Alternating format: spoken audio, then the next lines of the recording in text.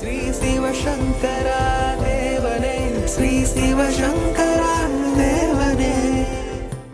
சங்கரம் சிவசங்கரம். Question from Govindan sir.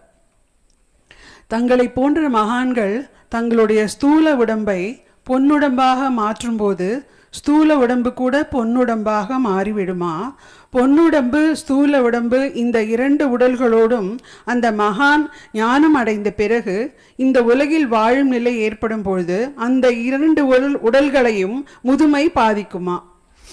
நீங்கள் எல்லாம் இந்த உடம்பு இருக்கு இல்லையா, கண்ணு காது வாய் மூக்கு ஃப்ளஷ் அண்ட் பிளட்டு, இதை ஏதோ கோல்டாக மாற்றிடுறதுன்னு நினைக்கிறீங்க. அப்படி கிடையாது.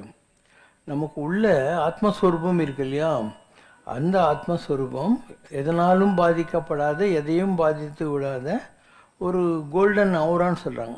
அதுக்கு குரு பகவானுக்கு பொன்னன்னு பேர். அந்த குரு பகவான் நம்மளை ஆக்குப்பை பண்ணுற போது அது பொன்னுடம்பாகும்.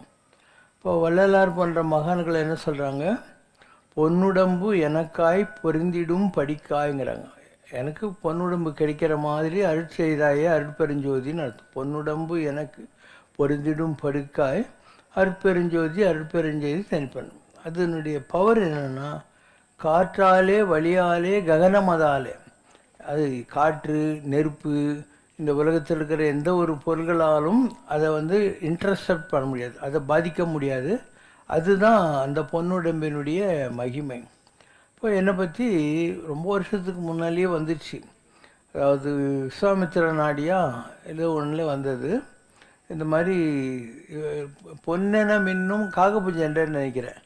பொன்னென மின்னும் மேனிதன்னை பொருந்தி வாழ்வான், வான்பொறியிலாது வானத்தே சென்று கந்தர் தேவ மாதர்களிடத்தில் உசாவி மீண்டும் தன் கூட்டுக்குள் புகும் சக்தியை பெறுவான் அப்படின்னு இருக்கும். இப்போ அது 1984 சொன்னாங்க. காளிகாம்பாள் சிவாச்சாரியார், நான், திருவேற்காடு ராமதாஸ் சாமி, அதுக்கப்புறம் குருஜி சுந்தரராமன், அப்புறம் இந்து சமய அறநிலைத்துறை செயலாளர் சண்முகசிகாமணியெல்லாம் அந்த ஓலையில் பிப்ரவரி மாதம் நினைக்கிறேன் 1984 படித்த போது வந்துச்சு. காகபுஜெண்டரில் அந்த 4 வரி இருங்க. அதாவது ஏரோப்ளேனே இல்லாமல் ஒரு ஆகாசத்துக்கு போய் தேவர்கள் எல்லாம் பார்த்துட்டு வந்துடுவார்.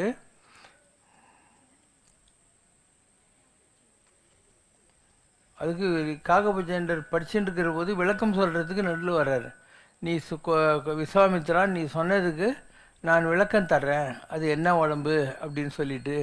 அப்போ அநேக தேகம் மனசோ ஜீவியோ ஆத்ம புருஷம் அர்சாத் அப்படிங்கிற பகவத்கீதை கொட்டேஷனை கொண்டு அந்த மாதிரி இது அப்படின்னு சொல்கிறாங்க.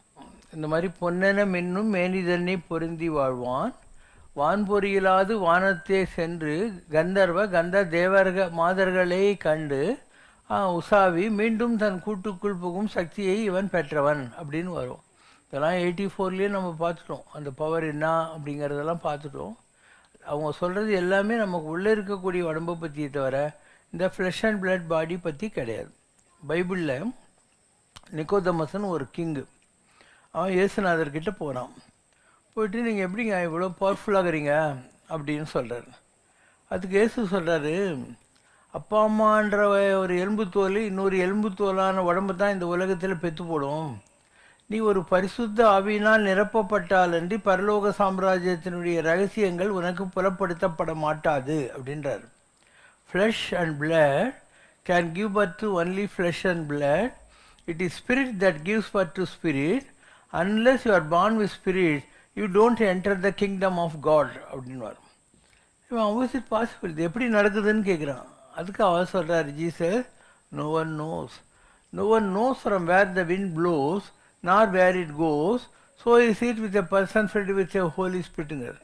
உன் மூக்குக்குள்ளே வந்த காற்று எங்கேருந்து வந்துச்சின்னு தெரியுமா? உன் மூக்கை விட்டு இப்போ போகிற காற்று எங்கே போகுதுன்னு தெரியுமா? அந்த மாதிரி இந்த உடம்புக்குள்ளே எந்த ஒரு பரிசுத்தாவி வரப்போகுதுன்னு தெரியாது, அது எவ்வளோ நாள் இருக்கணும்னு தெரியாது, எப்போ நம்ம உடம்பு விட்டு அது வேறு யாருக்கிட்டையாவது போய்டுன்னு கூட நமக்கு தெரியாது அப்படிங்கிற. அப்போ எனர்ஜி இஸ் ட்ரான்ஸ்ஃபர்டு, ஒருத்தருக்கிருந்து ஒருத்தருக்கு மாறிக்கினே தான் இருக்கும். அதுக்கு உன்னுடைய ஜாதகத்தில் சில கிரகங்கள் இருக்கும். இந்த ஹோலி ஸ்பிரிட் உன் உடம்புல வசிக்கிறதுக்கான சில பிளானட்ரி கான்ஸ்டலேஷன்ஸ் இருந்தால் அந்த ஸ்பிரிட் வேறு எங்கேருந்தாவது உங்கள்கிட்ட வரும். அது அந்த டைம் மாறி போகிற போது உடம்பை விட்டுட்டு வேறு எங்கேயாவது போகும். இது உனக்கு வேண்டியவங்க வேண்டாதவங்க அப்படிலாம் கிடையாது. அதாவது காஞ்சியில் பரமாச்சாரியார் இருந்தார். அவர்கிட்ட பால் பிரண்டன் ஒரு வெள்ளைக்காரன் போய் சொல்கிறான், நான் உங்கள் சிஷ்யன் ஆகணும்னு ஆசைப்பட்றேன்னு. அவர் சொல்கிறார், நான் ஒரு மடாதிபதி, என்னால் தனிப்பட்ட முறையில் சிஷ்யர்களை எடுத்துக்க முடியாது. அதனால் உனக்கு ஹெல்ப் பண்ணுறதுக்கு இந்தியாவில் 2 பேர் இருக்காங்க. ஒருத்தர் வடநாட்டில் இருக்கார், அவர் உன்னை நான் ஹிந்துஸை அக்செப்ட் பண்ண மாட்டார். நீ திருவண்ணாமலைக்கு ரமண மகரிஷிக்கிட்ட போ, அவர் உனக்கு வழிகாட்டுவார் அப்படின்னு சொல்லி விட்டுறாரு. அப்போது ஒரு பரமாச்சார லெவலில் இருக்கிறவங்க, நான் ஒரு மடாதிபதின்றதுனால தனிப்பட்ட சிஷ்யர்களை என்கரேஜ் பண்ண முடியாதுன்னு எடுத்துக்கிறாரு. இப்போ இந்த குரு சிஷ்யனுங்கிறது கூட ஒரு அப்பா பிள்ளை சம்மந்தம் மாதிரி தான். இப்போது பரமாச்சாரியாருக்கு குருவே கிடையாது.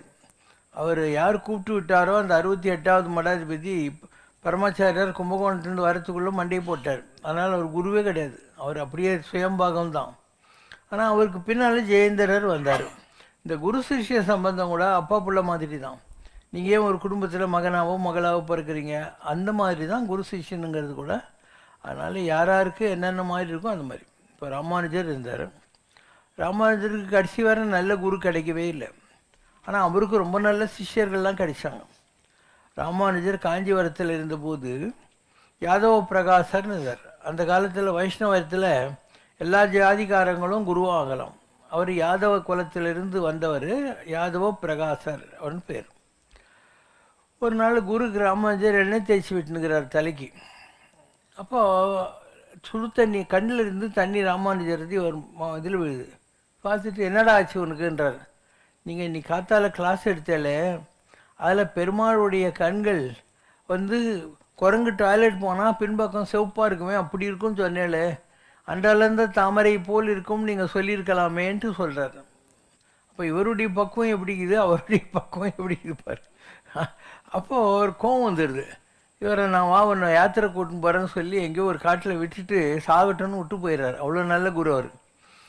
அப்போது பெருந்தேவி தாயாரும் வரதராஜனும் அங்கே ஒரு ஹண்டர் வில்லின்னுவாங்க தாகமாக இருக்குது, கொஞ்சம் போய் தண்ணி கொண்டு வான்றாங்க. இவர் ஒரு இடத்துல தண்ணி கொண்டாந்து கொடுக்குறாரு.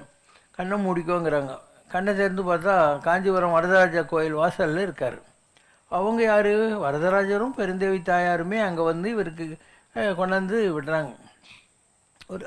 அதனால் ராமானுஜர் கடைசி காலம் வரைக்கும் காஞ்சிபுரம் வரதராஜ கோயிலில் தீர்த்த கைங்கரியம் பண்ணியிருந்தார். தீர்த்த கைங்கரியம்னு என்ன, வாயை துணியால் கட்டிட்டு தலை மேலே துண்டு வச்சுட்டு பெருமாளுக்கு திருமஞ்சனத்துக்காக தண்ணி கொண்டு போய் கொடுக்குறது. ஏன்னா சுவாமி தீர்த்தம் கேட்டாருங்கிறதுனால அந்த ஒரு பவனையில் இருந்துக்கிட்டே இருந்தார். அப்போது யாதவ பிரகாசருக்கு வயசாகுது. அவர் கில்ட்டியாக ஃபீல் பண்ணுறாரு, நம்ம தப்பு பண்ணிட்டோம் அப்படின்னு. வைஷ்ணவத்தில் ஒரு திவ்ய தேச யாத்திரைலாம் போயிட்டு வரணுங்கிறது ஒரு வைஷ்ணவனுடைய கடமை. எப்படி ஒரு முஸ்லீம் மெக்கா யாத்திரை போகிறானோ அந்த மாதிரி. அவங்க அம்மா கிட்ட போய், அம்மா எனக்கு வயசாகிடுச்சு, நான் எப்போ இந்த 108 திவ்ய தேசம்லாம் போகிறதுன்ற போது, உங்க கூட இருக்கானே ராமானுஜன், அவன் சாட்சாத் லக்ஷ்மணன், ராமாவதார காலத்தில் இருந்தவன், இளைய பெருமாள், நீ அவனையே 3 சுற்று, நீ பூபரிசனம் பண்ண புண்ணியம் உனக்கு கிடைக்கும்னு அவங்க அம்மா சொல்லி, குருவாயிருந்த யாதவ பிரகாசர் தன்னுடைய சிஷ்யனாகிய ராமானுஜரை 3 தடவை சுத்தினார்ன்றது கூட சமய வரலாற்றில் பதிவாகி இருக்கிற விஷயம். அவருக்கு கூரத்தாழ்வான்னு ஒருத்தர் தான். அவன் காஞ்சிபுரம் பக்கத்தில் கூரம் என்ற ஊரில் இருந்தவன். ராமானுஜரால் ஈர்க்கப்பட்டு அவனும் அவன் மனைவியும் அவன் சொத்து பற்றி எல்லாத்தையும் விட்டுட்டு கூரத்திலேருந்து நடந்து காஞ்சிபுரத்துக்கு ராமானுஜர்கிட்ட சிஷ்யர் ஆகிடுறாங்க. எவ்வளோ ஹை லெவல்னால், அவன் ஒய்ஃபு காட்டு வழியில் நடந்து வரணும் அந்த காலத்தில், இப்படி பார்த்துக்கினே வரான். அவர் சொல்கிறார், எல்லாத்தையும் விட்டு வந்தோமே உனக்கு என்ன பயம்னு. என்ன இருந்தாலும் நீங்கள் ஒரு பணக்காரருங்க, அதனால் நீங்கள் சாப்பிட்றதுக்கு ஒரே ஒரு தங்கத்தட்டு தான் கொண்டாந்துக்கிறேன்றோ, அதை தூக்கி போடுன்றார். அப்போ ஓடும் செம்பொன்னும் ஒக்கவே நோக்குவார், பொண்ணு மண்ணு 2ஐயும் ஒன்றா பார்க்கறது தான் ஹையஸ்ட் லெவல், தூக்கி போடுன்னு சொன்னாலும் குறைத்தாழ்வான்னு பெரிய ஆள். இப்போ கிருமிகண்ட சோழன் ஒருத்தன் வைஷ்ணவத்தில் இருக்கிறவங்களாம் சைவ மதத்துக்கு மாற சொல்கிறான். தசாவதாரம் சினிமாவில் வந்திருக்கேன் இல்லையா, அதான் அந்த இன்சிடென்ட்ஸ் எல்லாம். இப்போது ராமானுஜர் கஷாய வஸ்திரத்தில் இருக்கார். அவருடைய சிஷ்யன் இருக்கான் இல்லையா, குறைத்தாழ்வான், அவன் ஒயிட் ட்ரெஸ்ஸில் இருக்கான். சொல்கிறான், அவன் அயோக்கிய ராஸ்கல், அவங்ககிட்ட நீங்கள் போகாதீங்க, உங்கள் காவி ட்ரெஸ் எனக்கு கொடுத்துருங்க, என் ஒயிட் ட்ரெஸ் நீங்கள் போட்டுன்னு இப்போ மைசூரில் இவங்க சாளுக்கியர்கள் ஆடுறாங்க, அங்கே போயிடுங்கன்றார். ஸோ இவர் அவருடைய ட்ரெஸ்ஸை போட்டுன்னு ஊட்டி மலை காடுகள் வழியாக தப்பிச்சு போய் திருநாராயணபுரம்ங்கிற இடத்துல மைசூரில் இருக்கிறார். அதுதான் இன்றைக்கி மேலக்கோட்டை ஊர்னு சொல்லுவாங்க, மேல்கோட்டா அப்படின்வாங்க. இவர் வராரு. இவர் ராமானுஜர் இல்லைன்னு தெரிஞ்ச உடனே அந்த ராஜா என்ன பண்ணுறான், நீ நெருப்பு ஈட்டி வச்சு ஒரு கண்ணை குத்த சொல்கிறான். உன்ன மாதிரி ஒரு பாவியை பார்த்த கண்ணு எனக்கு எதுக்குறான்ட்டு ஒரு கண்ணை ரெண்டையும் குத்திக்கிட்டு குருடனாய் போயிடுறாரு. பின்னால் ராமானுஜர் வர்றாரு. வர்றபோது சொல்கிறாரு, அப்பா என்னால் தானே உன் கண்ணு போச்சு, நீ காஞ்சிபுரத்துக்கு போ, அங்கே பெருமாள் கிட்ட நீ வேண்டு, நானும் வேண்டிக்கிறேன், உனக்கு கண்ணு வரும் அப்படிங்கிறாரு. இவர் காஞ்சிபுரத்துக்கு வந்து கண்ணு வேணும்னு பெருமாள் கிட்ட கேட்குறாரு. அப்போ பெருமாள் இவருக்கு தரிசனம் கொடுத்து கண்ணு கிடைக்கிது. அப்போ இந்த ஆள் என்ன சொல்கிறாரு, நான் பெற்ற பேர் நல்லூரானும் பெற வேண்டுவனேங்கிறார். எனக்கு உன் தரிசனம் கிடைச்சதில்ல, அந்த மாதிரி அந்த நல்லூரானுக்கும் கொடுன்றார். நல்லூரான் யார்? இவர் கண்ணு போகிறதுக்கு காரணமாக இருந்தால் அந்த சோழன், திரும்பி கண்ட சோழன். பெருமாள் தலையில் அடிச்சுக்கிறாரு, ஏன்னா லூஸாடா, அவனுக்கு எதுக்கு நான் தரிசனம் கொடுக்கணும், அவனாலே என் கண்ணு போனதுனால தானே நான் வந்து உன்னை தவம் பண்ணி பிடிச்சி உனக்கு உன்னோட தரிசனம் எனக்கு கிடைச்சது, அதனால் அவனுக்கும் கொடுக்குங்க அப்படிங்கிறார். நான் பெற்ற பேர் அவனுக்கும் கிடைக்கணுங்கிற மாதிரி. அப்படி உத்தமமான சிஷ்யர்கள் இருந்தாங்க.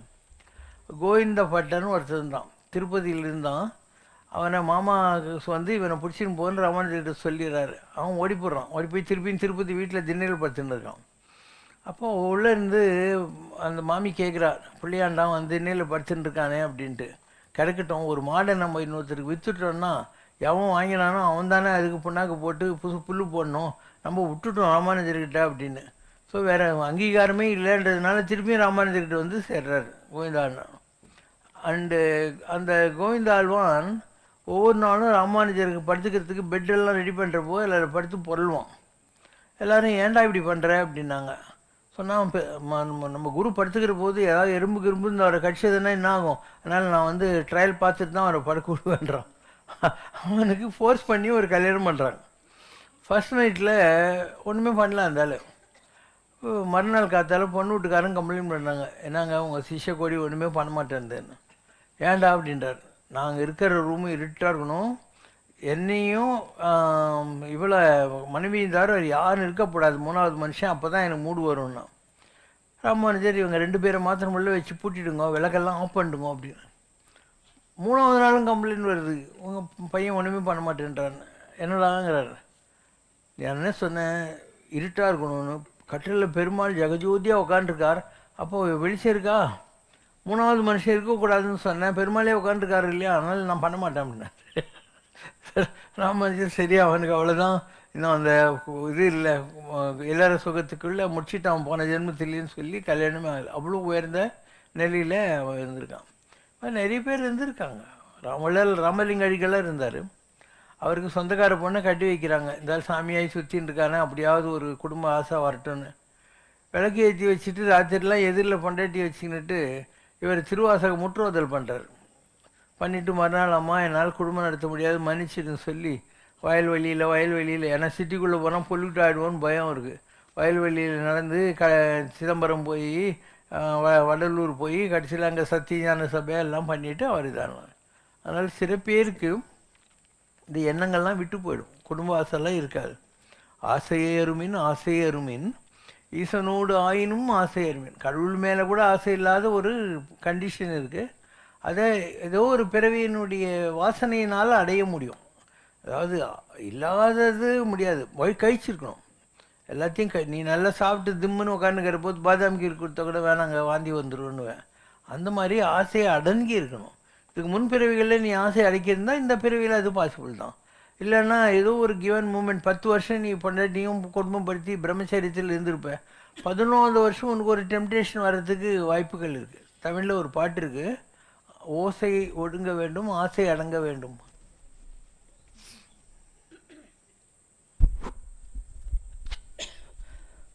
ஓசை ஒடுங்க வேண்டும் உள்ளே ஆசை அடங்க வேண்டும், மூச்சு முடங்க வேண்டும் ஜீவன் முக்தி அருள வேண்டும்.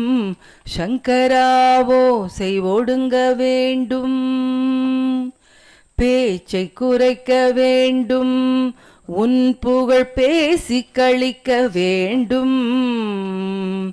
பாசமறுக்க வேண்டும் பந்த பாசமறுக்க வேண்டும், உன்மேல் அன்பு பெருக வேண்டும். காட்சி கரைய வேண்டும் தெய்வ காட்சி தெரிய வேண்டும், மாட்சி நிறைய வேண்டும், நீ என்னை ஆட்சி புரிய வேண்டும். மாசு மறைய வேண்டும், உந்தன் மகிமை அறிய வேண்டும். தூசு என்று வாழ்வை, சின்ன தூசு என்று வாழ்வை நானே தூக்கி எறிய வேண்டும். அதற்கு ஓசை அடங்க வேண்டும். Okay, question. அந்த பொன்மேனி பற்றின அந்த நாடி படிக்கட்டுமா? இவர் மேனி கல்பமே. கல்பம் என்று சொன்னால் உருக்கு. இவன் உடம்பு சாதாரண உடம்பு அல்ல. எவ்வளவு பெரிய பீடை வந்தாலும் அதனால் அழியாது. பொன்னாகும் இவன் மேனி. இவர் உடம்பு ஒரு விதமான ஒளியை பெறும் என்று பொருள். இதை நான் சொல்லவில்லை, காகபுஜண்டவர் என்பவர் இதற்கு விளக்கத்தை எழுதியிருக்கிறார். பொன்னென கோசிகன் உரைத்த மொழிக்கு விளக்கம் உரைக்க வந்திட்டேன் யான். நன்றே இவன் பொன்னே மின்னும் மேனி தன்னை பொருந்தி வாழ்வான். வான் பொறியில்லாத வானத்தே நடந்தே முறையாய் வேதம் தன்னை ஓதி கந்தர்வர்கள் கந்தர்வ தேவ மாதர் தம்மை தானும் விழியார காணும் பாக்கியம் தன்னை பெறுவான். தானும் ஸ்பரிசன் தன்னால் பட்டிட முன்னை வினையும் மறைய பின்னும் வரும் வினையும் தானும் மறையும் சாற்று நீ எண்ணிய. இவர் யாரையாவது தொட்டாவே போகிறோம், இவருடைய ஸ்பரிசம் மேலே படணும். என் கையெல்லாம் நீ பிடிங்கி வச்சுக்கூடாது. நானா சங்கல்பம் பண்ணி அப்படி பண்ணினா உன்னுடைய கர்மாக்கள் எல்லாம் மன்னிக்கப்படும். எண்ணிய எண்ணம் தானும் எண்ணியது போல்தான் நடக்க இவன் தானும் அவன் வினையை ஏந்துவாய் கண்டாய். எப்படி நடக்குது? இவர் சங்கல்பம் பண்ணுறாரு, அப்போ அவனுக்கு என்ன பாவம் என்ன கர்மா இருக்கோ அதை இவர் ஏற்றுக்கிறாரு, அதனால் அவன் மன்னிக்கப்படுகிறான். வருபவன் அவன் எவ்வளவு பாவங்கள் செய்திருந்த போதிலும், அவனது குடும்பத்தார் எவ்வளவு தோஷங்கள் செய்திருந்த போதிலும் அத்துணை தோஷத்தையும் இவன் வாங்கிக் கொள்வான் என்கிறார் காகபுஜண்டர். அதாவது மற்றவங்க கர்மாவை வாங்கிக்கிறார். ஏசுநாதர் அதை பண்ணார். மற்றவங்க கர்மாவெல்லாம் வாங்கினதுனால்தான் அதை கழிக்கிறதுக்காக அவர் சிலுவையில் ரத்தம் சிந்த வேண்டி வந்தது இல்லையா? அவர் ஏன் சிலுவையில் போட்டாங்க? யோவான் சானகன் ஜோர்டான் நதிக்கரையில் இயேசுவை பார்த்துட்டு சொல்கிற முதல் வார்த்தை என்ன? உலகத்தின் பாவங்களை சுமந்து தீர்க்கிற தேவனுடைய ஆட்டுக்குட்டி இதோ வந்து கொண்டிருக்கிறதுன்னா, உலகத்தில் இருக்கிற எல்லாருடைய பாவத்தையும் சுமந்து அவர் அதற்காக சிலுவையில் ரத்தம் தங்குறாரு. தேவனுடைய ஆட்டுக்குட்டின்னாக்கா the sheep of the lord அப்படின்னு அர்த்தம். இதோ வந்து கொண்டிருக்கு. அது மாதிரி ஒவ்வொரு யுகத்தில் கடவுள் ஒவ்வொருத்தரை நியமிப்பார். இப்போது பரமாச்சாரியா இருக்கார், ராம் சரத்குமார் சாமி இருக்கார், பெரிய பெரிய ஆளுங்கள்லாம் இருக்காங்க. அவங்கெல்லாம் கர்மாவை வாங்க முடியாது. யாரோ ஒருத்தர் கடவுள் அந்த போர்ட்ஃபோலியோ மேனேஜ்மெண்ட் கொடுப்பாரு, அவங்க அந்த கர்மாவை வாங்கலாம். வாங்கினாக்கா அது அவங்கள பாதிக்காது. அதாவது இவங்களுடைய ஆத்மா வந்து ஒரு ஒரு பொண்ணாகும் இவன் மேனின்றாங்க இல்லையா? கோல்டன் நிலையை அடைஞ்சிடுது. அதுக்கப்புறம் மற்றவங்களுடைய கர்மா இவங்களை பாதிக்கிறது இல்லை. அது மாதிரி யாரோ ஒருத்தருக்கு தான் ஒரு குறிப்பிட்ட காலகட்டத்தில் கடவுள் அந்த கிரேஸ் கொடுக்குறாரு. பரமாச்சார் இருந்தார், அவருக்கே ஒரு கண்ணு ஃபுல்லாக தெரியாது. ஒரு கண்ணு இப்படி டார்ச் வச்சுன்னு படிச்சுன்னு உட்காந்துருப்பார். பத்ரிநாராயண் டாக்டர் ஆப்ரேஷன் பண்ண போகிறவங்க கூட அப்படி தான் இருந்தது.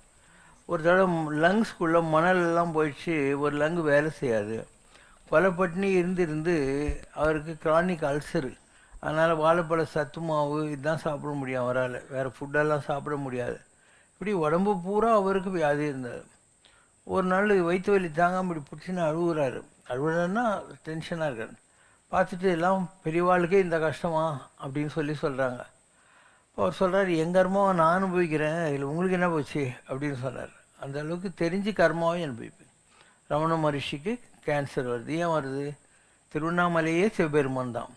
அதில் முதல்ல அவர் மலை மேலே ஸ்கந்தாசிரமம் அந்த இடத்துல இருந்தார் இல்லையா? அதே இடத்துல தான் அவருக்கு ஷோல்டரில் கேன்சர் வந்துச்சு. ராம் சரத்குமார் சாமி அவருக்கு யூரினரி ட்ராக்கில் கேன்சர் வந்துச்சு. ராமகிருஷ்ண பரமசருக்கு த்ரோட்டில் கேன்சர் வந்துச்சு. ஸோ உலகத்தில் எந்த ஒரு மகானாக இருந்தாலையும் ஃபிசிக்கலாக பார்த்தா அவங்களுக்கெல்லாம் கர்மா உண்டு தான். நான் சொல்கிற எல்லா மகான்களும் பெரிய நிலை தானே. அதனால் for every action there is an equal and opposite reaction.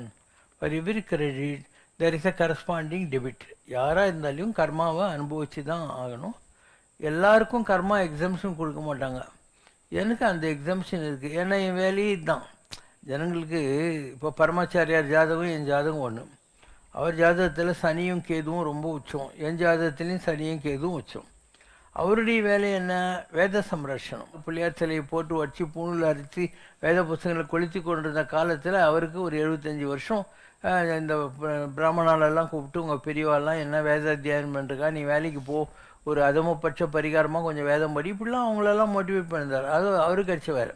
நான் அவரே எழுதியிருக்கார் தெய்வத்தின் குரலில் 136வது பக்கத்தில் வேத சம்ரட்சணம் ஆயுட்கால தொழிலாக ஏன் மாற வேண்டும்னு எழுதியிருக்கார். எனக்கு அந்த வேலை கொடுக்கல. எனக்கு கொடுத்தது சர்வீஸ் டு த சொசைட்டி. அருட்சேவை வழி மார்க்கத்தினாலே நிறைந்தனல் பெருமைதனை நிலவுலகத்து படைக்க அருளாக எழுந்தனல் மாதவனே அப்படின்னு வரும். மற்றவங்களுக்கு சர்வீஸ் பண்ணுறது. ஜாதகம் அவர்தும் எந்தும் ஒன்றே தான். வித்வான் லக்ஷ்மணன் ஒருத்தர் இருந்தார், பெரிய அஸ்ட்ராலஜர். அவர் என்னை பார்க்குறதுக்கு நீலாங்கரைக்கு வந்திருந்தார். அவர் மனைவி என்னை டிவியில் பார்த்துட்டு போலவான்னு கூப்பிட்டு வந்திருந்தார். அவர் என்னை பற்றி 18 வாரம் எழுதினார். நாடிகள் போற்றும் நாயகன் சொல்லி என்னை பற்றி நாடி வர்றது, கைரேகை, அவர் பார்த்தது எல்லாத்தையும் வச்சு எழுதி அவரே 1000 காப்பி அதை பிரிண்ட் பண்ணி என் கைங்கரியமாக நீங்கள் வச்சுக்கோங்கன்னு சொல்லி கொடுத்துட்டு போனார் வித்வான் லக்ஷ்மணன். அது மாதிரி நிறைய இடம் இருக்குது. பிருகு நாடின்னு ஒன்று இருக்குது. அவர் ஒரு ஆள் இப்போ அமெரிக்காவில் போய் செட்டில் ஆகிட்டார். ஓஷியார்பூர்லேருந்து பிருகுரிஷி எழுதுந்து. நம்ம அமெரிக்கா சீனிவாசன் இருக்கானே, அவன் அவர்கிட்ட கொஞ்ச நாள் தொண்டு செஞ்சுன்னு இருந்தான். அப்போது என்னை பற்றி கேட்டபோது அவர் சொல்லியிருக்காரு, அவருடைய நிலைலாம் எங்களால் சொல்லவே முடியாது, அவ்வளோ உயரத்தில் அவர் இருக்கார் அப்படிங்கிற மாதிரி அவர் சொல்லியிருக்காரு. ஸோ உலகத்தில் பாம்பின் கால் பாம்பறியும்னு வாங்க. எல்லாருக்கும் எல்லாரை பற்றியும் தெரியும். நான் போய் ஜாலியாக பைஜமாக குர்த்தா போட்டுன்னு அட்டடிச்சுன்னு உட்காந்துருக்கேன். ஸோ என்ன சாமின்னு ஒத்துக்கிறதுக்கு உனக்கு தைரியம் வேணும் இல்லையா? அண்ட் அது பாம்பின் கால் பாம்பறிங்கிற மாதிரி. நான் மலேசியா போனேன். அங்கே ஒரு ஆள், பெரிய ஆள், மகத்தீர், அவங்களுக்கெல்லாம் பெரிய ஜோசியம் சொல்கிறாள். குரு ஹனுமன் தாப்பான்னு பேர். பிறப்பில் சைனீஸ். ஆனால் அவர் ஆஞ்சநேய உபாசனை பண்ணி கேஎல்ல முதுக்கு முன்னே மலக்கால ஒரு ஆஞ்சநேயர் கோயிலெலாம் கட்டியிருக்காரு. அது ஒரு அதே மாதிரி இதுக்கு போயிருந்தேன், பங்களாதேஷ் போயிருந்தேன். பங்களாதேஷில் ஒரு பெரிய மகான் அப்துல் ரஹ்மான் சிஷ்டின்னு பேர். அவர் பூட்டோவை தூக்கில் போடுவார்னு சொல்லி, அதே மாதிரி அவனை தூக்கில் போடுற போது அவன் பெனாஜரை கூப்பிட்டு நீ அவரை போய் பாரு, அவர் அந்த காலத்துலேயும் சொன்னார் நான் தூக்கில் போவேன்னு பாரு, நான் போயின்னு இருக்கேன் அப்படின்னா அந்த அம்மா அவரை போய் பார்த்துச்சு சிட்டகாங்கன்ற ஊரில். இப்போ நான் பங்களாதேஷ் போனபோது என் ஃப்ரெண்டு இருந்தார் அங்கே, எக்ஸான் மொபைல் கம்பெனியில் நம்பர் 1 இருந்தார். குணா கொஞ்சம் கேளுங்க அவர் இருக்காரான்னு. அவர் நம்ம ஊருக்கு வந்திருக்காரு டாக்காவுக்கு. நான் இந்த மாதிரி இந்தியாவிலேருந்து ஒருத்தர் உங்களை பார்க்குறதுக்கு ஆசைப்பட்றாரு, உங்கள் ஆசீர்வாதம் வேணும்ன்ட்டுன்னு அவருக்கு வர சொல்லியிருந்தார். அப்போ நான், குணா, அவங்க ஒய்ஃபு, அவங்க டாட்டர்ஸு, அவங்க சன்னு, அவங்க ஆஃபீஸில் ஒரு 30 பேர் எல்லோரும் அவர் பார்க்கறதுக்கு போவோம். நான் உள்ளே நுழையிற போது அவர் என்னை பார்த்துட்டு Allah has come to bless me அப்படின்னார். அல்லாவே என்னை ஆசீர்வாதம் பண்ணுறதுக்கு வந்திருக்காருன்னு அவர் சொன்னார். இஸ்லாம் ரிலிஜனில் முகமது கூட நபி தான், அல்லாஹ் கிடையாது. அவர் என்ன அல்லான்னு சொன்னார்.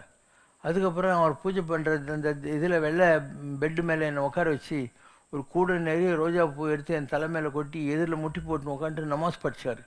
அதுக்கப்புறம் அவங்கெல்லாம் கூப்பிட்டு காலில் விழுங்கன்னார். இஸ்லாம் ரிலிஜனில் காலெல்லாம் விழக்கூடாது. நான் விழுறேன், நீங்கள்லாம் விழுங்க. அதுக்கப்புறம் ஒரு வெஜிடேரியன் சாப்பாடு பண்ணி ஒரு புது பிளாங்கெட் போட்டு அதில் வச்சு எல்லாம் பரிமாறிட்டு சாப்பிட்டு முடிச்ச உடனே என் பக்கத்தில் நின்று கை வச்சு அந்த எச்ச பிளேட்லேருந்து எனக்கு கொஞ்சம் கொடுன்னார். நான் கொடுக்க மாட்டேன்னு சொன்னேன். அவர் என் கையிலேருந்து கொஞ்சம் பிடிங்கி வாயில் போட்டுக்கினார். அப்புறம் அவங்க ஆளுங்களெல்லாம் கூப்பிட்டு சொல்கிறார், இவர் வந்திருக்காரே ஒரு சாதாரண ஆள் கிடையாது, சொல்லு. Allah has come to see me. He has the face of God. Allah and him are the one and the same. God himself has come to see me, for I am small and I seek his advice and blessing. He is the great and the greatest of all gods of the world. உலகத்தில் இது வரைக்கும் எல்லா கடவுளோட இவர் தான் great. He has the power to give life to the dead. செத்தவங்களை கூட இவரால் பழிக்க வைக்க முடியும். All the angels in heaven come to him and seek his blessing. தேவர்கள்லாம் இவர்கிட்ட ஆசீர்வாதம் வாங்கின்னு போகிறாங்க. He is the greatest elephant of elephants. உலகத்தில் எல்லா யானைகளோட பெரிய யானை யாரு? பிள்ளையார். இவர் தான் Pillaiyar. He has the full power of Shiva, Parvati, Lakshmi and all the gods put together. உங்ககிட்ட எல்லா கடவுளுடைய எனர்ஜியும் ஒன்றா சேர்ந்துருக்கு. When he looks at you, God is seeing you and your sins will henceforth be removed. அவர் உன்னை பார்த்தாக்கா உன்னுடைய பாவங்கள் மன்னிக்கப்படும். கடவுளே உன்னை பார்த்த மாதிரி நம்பு. When he touches you, God is touching you and all your karmas are dissolved and obstacles removed. Whatever he asks, God will readily give unto you. அவர் என்ன பிரார்த்தனை செஞ்சாலையும் கடவுள்கள் அதை ஃபுல்ஃபில் பண்ணுவாங்க. If he wants, even this building will turn into gold. ஒரு சாதாரண building கூட அவர் நினச்சா தங்கமாக மாறிடும். He is the lion who has the power within him, given by none other than the gods themselves, to unite the world. அவருக்குள்ள நரசிம்மருடைய சக்தி இருக்கு. இந்த உலகத்தை ஒன்றாக்குவதற்காக அந்த சக்தி அவருக்கு கொடுக்கப்பட்டது. He can bring out the lion from his heart to tame the world. அவருக்குள்ள இருக்கிற அந்த ருத்ர சக்தியை வெளியே கொண்டாந்து இந்த உலகத்தை அவரால் மாற்ற முடியும். What is good in all religions, God has taught him even before he met his guru. அவர் குருவை பார்க்கறதுக்கு முன்னாடியே எல்லா மதத்தில் இருக்கிற எல்லா நல்ல விஷயங்களையும் கடவுளே இவர் கற்றுக் கொடுத்துட்டாரு. His face is as beautiful as the face of God. The sun god himself is at his feet, and so are the moon and stars. அவருடைய பாதங்களில் சூரியனும் சந்திரனும் நட்சத்திரங்களும் காவல் காக்கின்றன. He is the embodiment of the purest love, and it flows endlessly and readily to one and all. அவர் கள்ளம் கவடமற்ற அன்பு வடிவானவர். எல்லாரையும் ஒரு மாதிரி அந்த அன்பு காட்டுவார். He has undergone tremendous sacrifice to reach this level. ரொம்ப கஷ்டப்பட்டு தான் இந்த உயரங்களை அவர் அடைந்திருக்கிறார். He is the master of management and operates with a system which was taught by God. கடவுளே இவருக்கு எப்படி ஒரு அட்மினிஸ்ட்ரேஷன் பண்ணணும் அப்படின்லாம் கற்றுக் கொடுத்து தான் இந்த பூமியில் வச்சிருக்காரு. He has no wants, for all his wants have been granted already by God. அவருக்கு எந்த தேவையுமே இல்லை, ஏன்னா அவருக்கு வேண்டிய எல்லாமே கடவுளே கொடுத்துட்றாரு. That's all, Baba. வந்துச்சா? அதே மாதிரி ஆந்திராவில் காலஜானம்னு ஒருத்தர் பெரிய வீரபிரமேந்திர சுவாமிகள்னு சொல்லி அந்த காலஜானம் ஒரு புளியா மரத்தடியில் பச்சு வச்சார். அது ஒரு குறிப்பிட்ட காலம் வந்தபோது அந்த சந்ததியில் வந்தவங்க எடுத்து ஒரு ஆள் இருந்தார், டாக்டர் வேதவியாசன் சொல்லி ஒரு ஐஏஎஸ் ஆஃபீஸர். அவர்கிட்ட வந்து இந்தாங்க உங்ககிட்ட கொடுக்க சொல்லி எங்கள் கொள்ளு தாத்தா கொடுத்துருக்காருன்னு. அவர் அதெல்லாம் பதிப்பிச்சார். அந்த காலஜானம் என்ற புஸ்தகத்தை டாக்டர் வேதவியாஸ் பெங்களூரில் ஒரு யூனிவர்சிட்டி வச்சார், ஹைதராபாத்தில் ஒன்று வச்சார், பதிப்பிச்சார். அதில் காலஜானத்தில் வரக்கூடிய சில வரிகள் இதெல்லாம். The last of the prophet will take Monday for his day of rest. இந்த கலியுகத்தில் வரக்கூடிய தீர்க்கதரிசி சிவனுடைய பெயரை வைத்து கொண்டிருப்பார். Is not a saffron clad recluse. அவர் கஷாய வசிரம் தரித்த ஆள் கிடையாது. இஸ் நாட் எ சன்னியாசி, சன்னியாசியும் கிடையாது. Let there be no mistake. The real avatara of God, Lord Kalki, is no religious fakir or sadhu or a saffron-clad recluse. In fact, he is not a religious person, but a world leader, a born yogi with political insight and spiritual vision to create one humanity. உட்கார்ந்த இடத்துலையே உலகத்தில் எல்லா இடத்துலையும் நடக்கிறது தெரிஞ்சு உலகத்தை ஒன்றாக்கக்கூடிய அருளாற்றல் அவர்கிட்ட கடவுள் கொடுத்துருக்காரு. This and this alone should help us to identify the coming avatara. இதை வச்சு தான் அந்த ஆள் யாருன்னு நீங்கள் கண்டுபிடிக்க முடியும். But many will be his assistants or lieutenants who appear on earth in order to help or assist God's purpose. நிறைய மகான்கள் சித்தர்கள் அவருக்கு ஹெல்ப் பண்ணுறதுக்காக இந்த உலகத்தில் வந்திருப்பாங்க. 6 great religions shall disappear and merge into one. 6 மதங்கள் எல்லாம் மறைஞ்சி ஒரே மதமாக உருமாறப் போகிறது. In the twinkling of an eye, the thoughts of the men shall be accomplished all over மூடி the கண்ணு திறக்கிறதுக்குள்ள உலக மக்களுடைய எண்ணங்கள் எல்லாம் மாறிடும். and had a wall great and high, and had 12 gates, and at the gates 12 angels, the names written thereon, which are the names of the 12 tribes of the children of Israel. 12 gate இருக்குது, அதில் 12 பேர் உக்காண்டிருப்பாங்க. அவங்களுடைய பேர் அவங்க நெத்தியில் எழுதியிருக்கும். நெத்தியில் எழுதியிருக்குன்னா என்னாக்கா name அப்படின்னாக்கா நாமம், நாம் நேம்னா அவங்க நெத்தியில் நாமம் எழுதியிருக்கோம். 12 கேட்டில் 12 பேர் உட்காந்துருக்காங்க. அவங்களாம் யார்? கேசவாயனமா, கோவிந்தாயனமா, திருசி விக்ரமாயனமா, ஆமனாயனமா, இதில் அந்த மாதிரி 12 பேர் உட்காந்துருக்காங்க. அதெல்லாம் தாண்டி ஒருத்தர் உட்காந்துருக்காரு, மகாவிஷ்ணுன்னு பேர் அவருக்கு. அந்த போஸ்டில் தான் சிவசங்கர் பாபா இருக்கார் அப்படின்னு வருது அதில். And they see his face, and his name shall be on their foreheads. தலையில் எழுதியிருக்கும். No, Let there be no doubt. காலேஜானத்தில் இருக்கு. Let there be no doubt. The next prophet is neither a sannyasi nor religious recluse, nor a fakir. Is a born leader. அதெல்லாம் படிச்சிடுமா? Okay okay, இதெல்லாம் வந்துச்சு, என்ன வரல, எல்லாம் தான் வந்திருக்குது. ஸோ அந்த காலம் நெருங்கி கொண்டிருக்கிறது. அதனால் இப்போ நடந்து கொண்டிருக்கிற எல்லாமே நல்லதுக்கு தான் நடந்துகிட்டு இருக்குது. எல்லாம் மாறும், கூடிய சீக்கிரம் மாறும். ஏதோ ஒரு சினிமா பாட்டு வருதுல்ல, காலம் ஒரு நாள் மாறும், நம் கவலைகள் யாவும் தீரும்ன்ட்டு. எனக்கு எந்த கவலையும் இல்லை, ஆனால் இதெல்லாம் நடக்க போதே நீங்கள் பார்ப்பீங்க, கூடிய சீக்கிரம் பார்ப்பீங்க. அடுத்த கொஷின் ஃப்ரம் சுபா பாஸ்கர். கடவுளை பற்றி நினைத்து கொண்டே இருந்தாலும் குடும்பத்தில் நடக்கும் விஷயங்களால் சில நேரங்களில் மனம் விரக்தியாகவும் சோர்வாகவும் ஆகிறது. பின்னர் மீண்டும் சாதாரண நிலைக்கு திரும்புகிறது. இதற்கு காரணம் நம்முடைய முற்பிறவி தொடர்புகளா அல்லது தாமச ராஜச சாத்வீக குணங்களின் தாக்கமா? முன்னர் நமது இச்சையினால் பிறந்தோம் இல்லை. முதல் இடை கடை நம் வசத்தில் இல்லை. நாம் இந்த உலகத்தில் நாம் பிளான் பண்ணி பிறக்கிறதும் இல்லை. இந்த பாஸ்ட்டு ப்ரெசண்ட் ஃப்யூச்சர் எதுவும் நம்முடைய கண்ட்ரோலில் இல்லை. ஸோ இந்த உலகத்தில் எந்த ஒரு விஷயம் கூட விட்ட குறை தொட்ட குறை. இதுக்கு முன்பிறவியில் இருந்த யாரோ தான் நமக்கு மனைவி, மகன், மகள், அப்பா, அம்மா, அந்த மாதிரி. இதுக்கு முன்பிறவியில் எத்தனையோ பேர் நமக்கு உறவுகளாக இருந்திருப்பாங்க. அதில் இந்த பிறவிக்குன்னு நிர்ணயமாகி ஒரு பேக்கேஜ் ப்ரோக்ராமில் வர்றவங்க தான் இந்த பிறவியுடைய மனைவி, மகன், மகள்லாம்.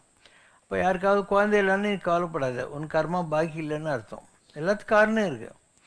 அண்டு இந்த பிறவியில் ஒரு கணவன் மனைவி சந்தோஷமாக இருக்காங்கன்னா அது விட்ட குறை தொட்ட குறை. அச்சின் சாவறாங்கன்னா அதுவும் விட்ட குறை தொட்ட குறை. அதாவது இன்னொருத்தர் கொடுத்து வராது எதுவும். நீ இந்த பிறவியில் அனுபவிக்கிற சுகமும் சோகமும் விருப்பும் வெறுப்பும் எல்லாம் இதுக்கு முன்பிறவிகளில் நீ என்ன கொடுத்தியோ அதனுடைய ரீலேட் திருப்பி உனக்கு கிடைக்குது. அதனால் உலகத்தில் யாரும் நல்லவங்க இல்லை, யாரும் கெட்டவங்க இல்லை. இந்த உலகத்தில் நீ பார்க்குற எல்லா உறவும் போய் தான். கடவுளை தவிர இந்த உலகத்தில் நீ பார்க்கிற எல்லா உறவும் போய். ஏன்னா அவன்தான் ஏதவன் ஊர் யார் உற்றார் யார் அயலார். அவனுக்கு உறவும் இல்லை, துறவும் இல்லை, வேண்டியவங்க இல்லை, வேண்டாதவங்க இல்லை, ஊரும் இல்லை, பேரும் இல்லை. ஊரிலேயும் காணி இல்லை, உறவு மற்ற ஒருவர் இல்லை, நால்வார் பாடுறார் இல்லையா, அந்த மாதிரி யாருக்கும் எந்த சொந்தமும் உலகத்தில் இல்லை. நீ இந்த சொந்தங்களெல்லாம் கட்டின்னு அழுவுறதே உன்னை மோட்சத்துக்கு போக விடாமல் தடுக்கிற ஒரு நங்கூரம். ஒரு கப்பல் நங்கூரம் போட்டால் மூவ் ஆகாது. அப்போ நீ என் பொண்ணாட்டி, பிள்ளை குட்டி, புருஷன் இப்படிலாம் கட்டின்னு அழுதியானாக்கா மோட்சத்துக்கே போக மாட்டேன். உன் கடமைகளை செய். கணவன் நல்லவன் இல்லையா, நீ நல்ல மனைவியாக இரு. உங்கள் அப்பா அம்மா உங்கள்கிட்ட அன்பா இல்லையா, நீ நல்ல மகனாக இரு. உன் கடமை நீ செய்யணும். அதுக்கு சுதர்மம்னு பேர். ரெசிப்ரிகேட் பண்ணது. அவங்க லவ்வாக தான் நான் இருப்பேன் அப்படிலாம் நீ சொல்லக்கூடாது. உன் கடமையை நீ செய்யணும். உன் கர்மா கழிஞ்சிரும். அதுக்கப்புறம் இந்த உலகத்தில் உனக்கு அடைய வேண்டிய இன்பமும் துன்பமும் இல்லை. திருவள்ளுவர் சொல்கிறாரு, இன்பத்துள் இன்பம் விழையான், துன்பத்தில் துன்பம் உருவான் இலன். எந்த சந்தோஷத்தையும் யார் தேடலையோ அவனுக்கு கஷ்டம்னு ஒன்றும் உலகத்தில் இல்லவே இல்லை. யாதனின் யாதனின் நீங்கியான் இடும்பை நோதன் அதனின் அதனின் இளன். எதுவும் வேணான்னு விட்டு விடுதலையாகி நிற்பாய்ச்சிருந்தா அவனுக்கு எந்த கஷ்டமும் இந்த உலகத்தில் வர்றதுக்கு வாய்ப்புகளே கிடையாது அப்படின்னு அர்த்தம். So if you have no attachment to this year, if you are have no expectations out of this world, ஒரு தாமரை இலை தண்ணி மாதிரி நீ வாழ கற்றுக்கணும். எல்லாத்தோடையும் இருக்கணும், ஆனால் தாமரை இலை தண்ணியில் ஒட்டாது. பாபா சினிமாவில் வரும், ஒட்டி ஒட்டாமல் இரு. மாயா மாயா மாயா எல்லாம் மாயா, சாயா சாயா சாயா எல்லாம் சாயா, தொட்டும் தொடாமலே பட்டும் படாமலே, தாமரை இலை தண்ணீர் போலே ஒட்டி ஒட்டாமலிரு. பாபா சினிமாவில் வரப்பாடு. राम राम नरादा रघुपति रक्षकुडनि विनलेदा, राम राम नरादा रघुपति रक्षकुडनि विनलेदा, కామజనకుని కథ వినువారికి, కామజనకుని కథ వినువారికి కైవల్యం బేకాదా. ఓ రామ రామ నరాదా రఘుపతి రక్షకుడని వినలేదా, ఆపద్బాంధవుడగు శ్రీరాముని ఆరాధింపగరాదా. அம்மையோடு அப்பனென வந்தவர்க்கு மங்களம், ஆசானும் தெய்வமுமாயானவர்க்கு மங்களம், இத்தரை துயர்கள் எல்லாம் தீர்ப்பவர்க்கு மங்களம், ஈஸ்வராவதார சிவசங்கரர்க்கு மங்களம்.